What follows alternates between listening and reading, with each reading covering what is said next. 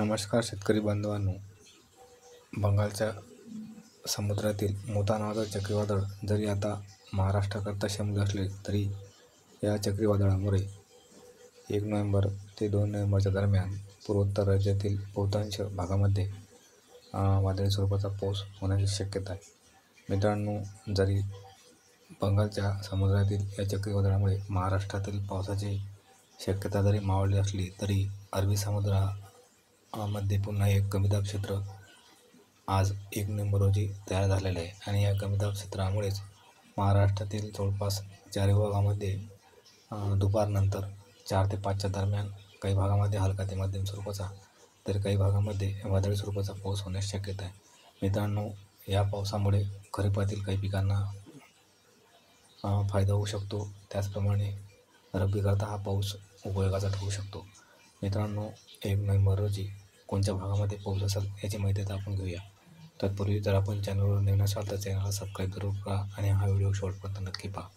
मित्रांनो, 1 नोव्हेंबर रोजी रत्नागिरी, सावंतवाडी, राजापूर या कोकणातील भागामध्ये हलका ते मध्यम स्वरूपाचा पाऊस राहण्याची शक्यता आहे. त्याचप्रमाणे कोल्हापूर, सातारा, सांगली, अकलूज, सोलापूर, त्याचप्रमाणे तुळजापूर, पंढरपूर या भागातसुद्धा हा पाऊस होण्याची शक्यता आहे. त्याचप्रमाणे दौंड, बारामती, इंदापूर या परिसरामध्ये हा पाऊस होण्याची शक्यता आहे. मित्रांनो, त्याचप्रमाणे मुंबई, पुणे, सातारा, नाशिक या परिसरामध्ये सुद्धा हा पाऊस होण्याची शक्यता आहे.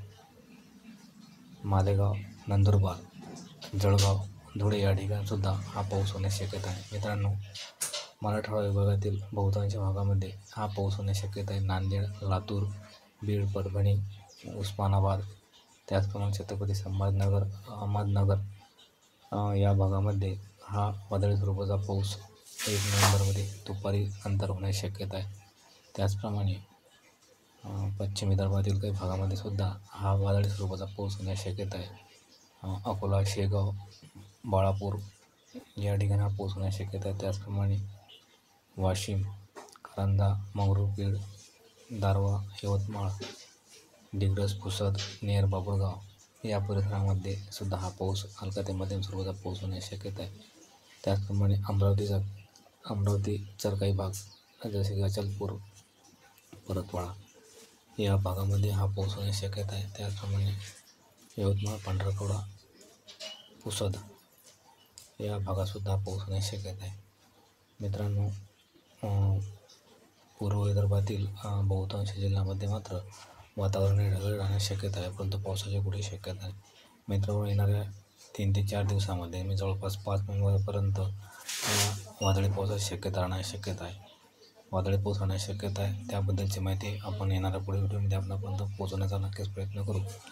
तर मित्रांनो, हा व्हिडिओ जर आपणास आवडल्यास व्हिडिओला लाईक आणि कमेंट जरूर करा आणि काही प्रश्न असल्यास कमेंट करून अवश्य विचारा. आणि या चॅनलवरचे नवीन व्हिडिओ आपणापर्यंत पोहोचण्याकरता ॲग्रिकल्चर हवामान या यूट्यूब चॅनलला सबस्क्राईब करा. धन्यवाद शेतकरी बांधवांनो. त्याचप्रमाणे यूट्यूब चाहत्यांनो.